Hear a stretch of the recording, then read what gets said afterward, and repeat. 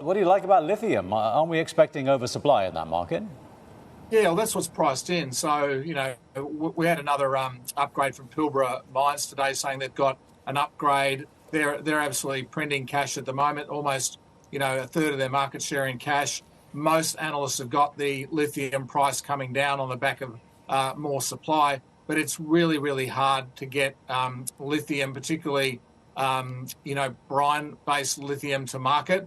And we're also seeing capital expenditure costs going up through the roof. So a lot of companies that are doing CapEx at the moment can't get equipment, can't get people, the cost is going out. So we think the market will be very slow to respond on the supply side, and we all know about the demand side coming from EV. So we think the existing producers are really well placed, and that longer term expectations on prices might end up being a little bit on the conservative side. So we like these stocks at the moment.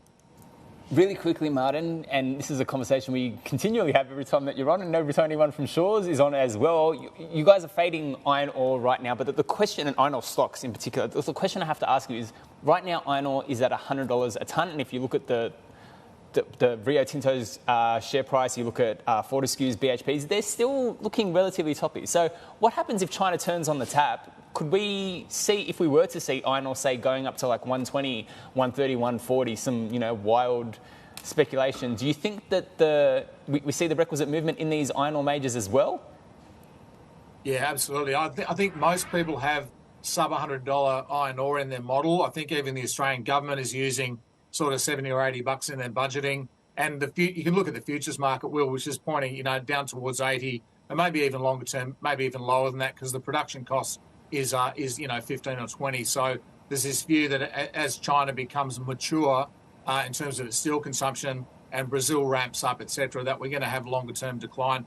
If the Chinese government does turn around and just decide to stimulate fixed asset investment and steel intensive industry, we're going to see these names run pretty hard. I think people are chasing BHP and Rio for their copper exposure as well, which kind of helps explain some of the divergence between iron ore and share prices. But you're right, if China doubles down on fixed asset investment, those stocks are off to the races for sure.